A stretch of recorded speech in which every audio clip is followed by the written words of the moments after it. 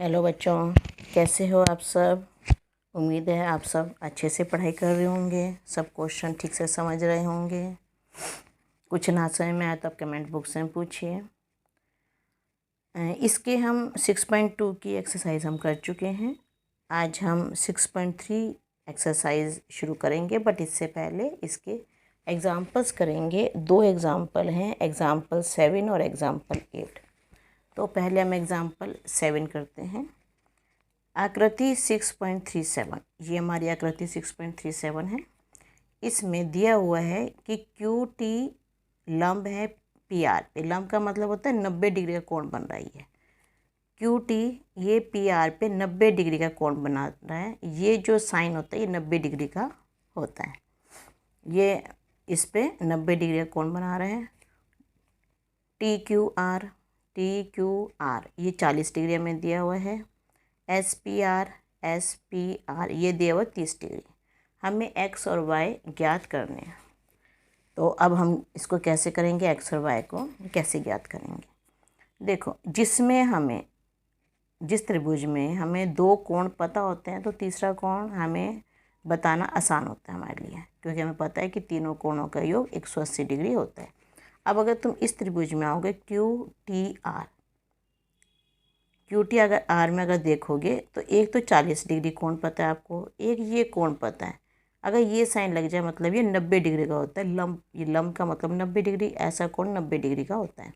ये 40 है, ये 90 है। और तीसरा कोण बन रहा है इसमें एक्स, मतलब 40, 90 और एक्स, इन तीनों का योग 180 डिग्री होगा। 40 और 90 मिलके 130 हो गए, तो एक्स कितना हो जाएगा, 50 डिग्री हो जाएगा। ठीक है, तो इसको करते हैं। यहाँ पे हमें दिया हुआ है Q T is perpendicular to P R. लंब को हम परपेंडिकुलर बोलते हैं। क्यू टी आर हमारा 90 डिग्री है, ये हमें दिया हुआ है। ये चित्र में 90 डिग्री, चित्र सबके बनाने हैं आपको। त्रिभुज क्यू टी आर में टी क्यू आर और आर, देखो टी क्यू आर, इसको हमें टी क्यू आर लिखना है। क्यों लिखना है, क्योंकि देखो क्यू में 3 कोण बन रहे हैं। एक तो ये 40 का बन रहा है, एक ये बन रहा है, हमें पता नहीं है। और एक ऐसा भी तो हो सकता है कि ये पूरा कोण बने, ये भी तो हो सकता है। अगर हमें इसका बताना है ये 40 डिग्री, तो इसको हम क्या लिखेंगे, ये जिस भुजाओं को ये टच कर रहा है वही लिखना है, टी क्यू आर। तो इसलिए यहाँ पे लिखा है टी क्यू आर। दूसरा क्यू टी आर। अब टी में भी देखो एक इधर कोण है, एक इधर कोण है, और एक हो सकता है ये पूरा कोण भी हो सकता है। अगर टी खाली लिखेंगे तो इसमें 3 कोण बन रहे हैं इस टी में, ये वाला और पूरा कोण। इसलिए हमें जो चाहिए, हमें ये चाहिए सिर्फ, तो इसको लिखेंगे क्यू टी आर, क्योंकि इस तरफ बन रहा है। इधर की लाइन क्यू टी है, इधर की लाइन टी आर है, तो इस कोण का नाम होगा क्यू टी आर। अब ये आर है, आर में तो कोई नहीं है, सिंगल आर ही है बस ये, तो इसको हम सिंगल आर हम लिख सकते हैं। इसमें चाहे ऐसे लिख दो टी आर क्यू, ये लिख सकते हो, या सिंपल आर लिख दोगे तो भी कोई बात नहीं, क्योंकि इसमें सिंगल कोण ही है इसमें। तो इसलिए ये T Q R plus angle Q T R plus angle R equal to 180 degree. त्रिभुज के कोणों का योग 180 डिग्री होता है। अब 40 डिग्री ये है T Q T are 90 degree है, और ये एक्स है हमें दिया हुआ है आर 180। इन दोनों को जोड़ा 130 हो गया, 130 को इधर लिया है, तो एक्स आ जाएगा 50 डिग्री। तो हमारा ये मान आ गया 50 डिग्री। अब हमें y बताना है। तो अगर तुम देखोगे पी एस आर, ये त्रिभुज देखो, ये त्रिभुज है पूरा पी एस आर। इस लाइन को हमने इधर बढ़ा दिया। अगर आगे त्रिभुज की कोई लाइन अगर आगे बढ़ा देंगे तो ये बाह्य कोण बन जाता है, बहिष्कोण बन जाता है। तो y जो है ये सामने वाले 2 कोणों के योग के बराबर होता है। ये त्रिभुज में इसके साथ वाला तो ये कोण है y के साथ वाला, इसको छोड़ दो, इन दोनों सामने के 2 कोण, इन 2 कोणों के योग के बराबर होगा y equal to X plus 30। त्रिभुज पी एस आर में y equal to 30 plus X, किसी त्रिभुज का बहिष्कोण सामने के 2 अंतः कोणों के योग के बराबर होता है। y हमारा x हमने निकाल लिया 50, तो ये वैल्यू रख देंगे, 50 और 30 मिलके हो जाएगा 80, तो y की वैल्यू 80 आ जाएगी। यहाँ पे आप बॉक्स बनाओगे, दोनों का आंसर इकट्ठा लिखोगे, 50 degree y equal to 80 degree, ये आपका आंसर आप लिखोगे इसमें। अगला एग्जाम्पल 8। इम्पोर्टेंट एग्जाम्पल है। इम्पोर्टेंट का मतलब इसकी आपको बार बार प्रैक्टिस की ज़रूरत है। ये एक बार में आपसे नहीं होगा, 2-4 बार प्रैक्टिस करोगे तभी इस क्वेश्चन पे अच्छी पकड़ बन पाएगी आपकी। ये करते हैं हम। त्रिभुज 6.38 में त्रिभुज ए बी सी की भुजाओं ए बी और ए सी को क्रमशः ई और डी तक बढ़ाया। ये ए बी सी त्रिभुज है, इसकी ए बी भुजा को बढ़ाया है ई तक और ए सी भुजा को बढ़ाया है डी तक। क्रमशः का मतलब क्या होता है कि ए बी को ई तक बढ़ाया, ए सी को डी तक बढ़ाया। तो ये ए बी को बढ़ाया ई तक और ए सी को बढ़ाया डी तक। यदि सी बी ई और बी सी डी, अब सी बी ई नीचे वाला कौन हो गया, सी बी ई इधर वाला हो गया, इसका समद्विभाजक और दूसरा त्रिभुज बी सी डी कोण, ये कोण हो गया और इसका समद्विभाजक, दोनों ओ पर मिल रहे हैं। हमें ये निकालना है कोण बी ओ सी होगा हमारा 90 डिग्री माइनस 1/2 एंगल बी ए सी इसके बराबर होगा। तो हमें क्योंकि ये आकृति दी हुई है 6.38, इस आकृति में एक्स वाई जेड दिया हुआ है, ये क्वेश्चन में तो नहीं लिखा।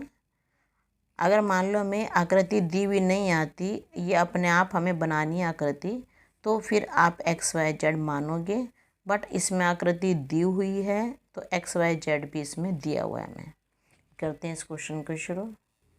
तो पहले तो हमें ये पता है कि त्रिभुज ए बी सी में X plus Y plus Z इन तीनों का योग होगा 180 डिग्री। तो पहले तो हम ये लाइन लिखेंगे एक्स वाई जेड। अब देखो हमें ये कह दिया है कि ये जो लाइन है समद्विभाजक है, मतलब ये कोण और ये कोण दोनों कोण बराबर हैं।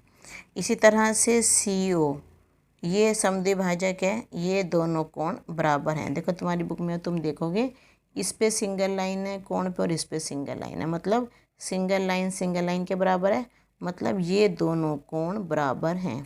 इस तरह से यहाँ देखोगे डबल लाइन ये बनी है, डबल लाइन ये बनी है, मतलब डबल लाइन के बराबर है, मीन्स ये दोनों कोण बराबर हैं।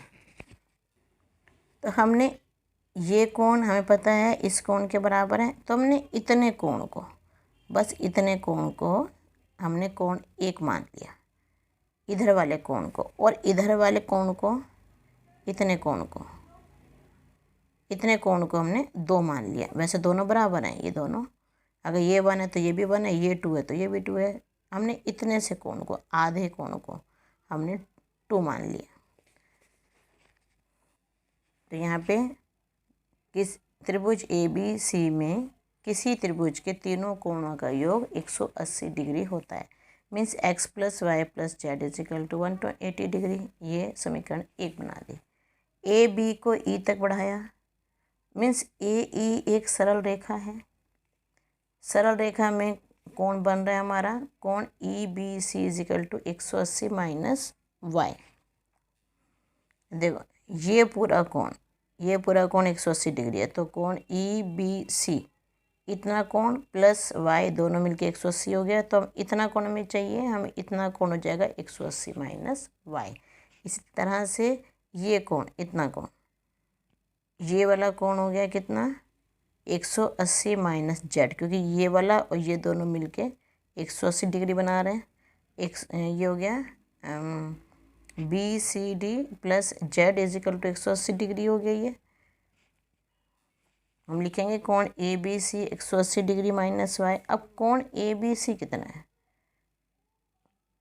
ट्वाइस एंगल 1, कि एंगल 1 2 बार गुणा हो के आ रहा है, यहाँ पे लिख दो एंगल 1 प्लस एंगल 1 लिख दो, 2 बार एंगल 1 जोड़ रहे हैं तो twice angle 1। 180 minus Y, angle 1 कितना हो जाएगा, ये है ट्वाइस एंगल 1, 2 बार एंगल 1, 2 इंटू एंगल 1, एंगल 1 को 2 बार लिखेंगे 180 माइनस वाई, क्योंकि ए बी सी जो है वो ट्वाइस एंगल 1 के बराबर है, कि एंगल 1 2 बार बराबर है। एंगल 1 को यहाँ लिया, 2 को इसके नीचे लिया, 180 माइनस वाई अपॉन 2, अलग अलग कर दिया दोनों को। अब आप लोग क्या करते हो, 180 से 2 को काट देते हो, यहाँ वाई भी है साथ में, ऐसे नहीं करते, दोनों को अलग अलग करते हैं। 180/2 माइनस y/2, ये कटेगा 90 आ जाएगा। एंगल 1 आ गया 90 डिग्री माइनस y/2, ये यहाँ पे ये नहीं है, इसको मत लिखना, ये 2 है यहाँ पे। एंगल 1 आ गया 90 डिग्री माइनस y/2। इसी प्रकार एंगल 2 ये हो जाएगा 90, इसको ऐसे शो कर देना है, 1 की जगह 2 लिखो, y की जगह z लिख दो। Angle 2 is equal to 90 minus z/2।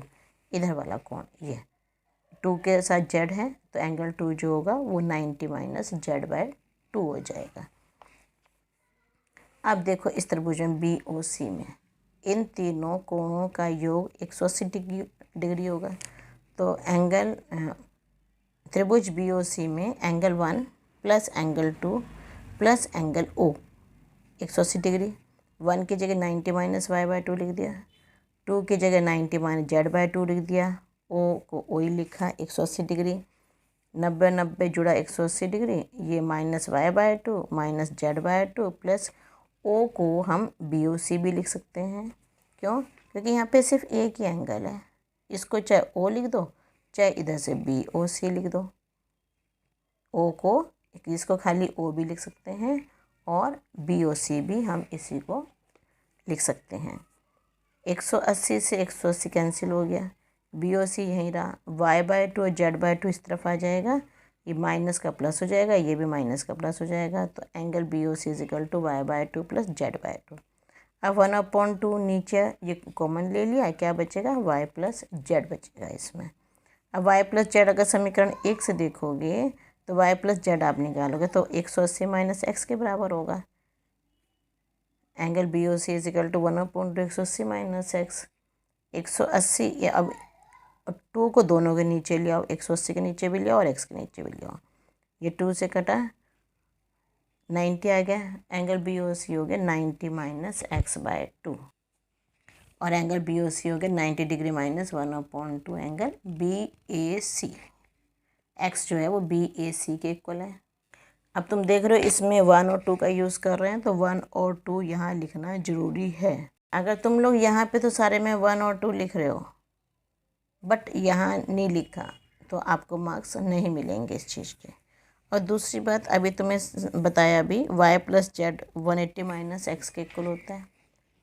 ये तो मैं यहाँ बताया था कि y प्लस z की जगह हम क्या लिख सकते हैं 180 माइनस x।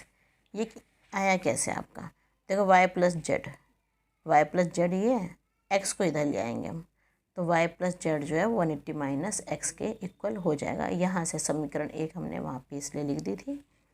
अब इन 2 एग्जाम्पल्स के अच्छे से प्रैक्टिस करो। Okay, thank you.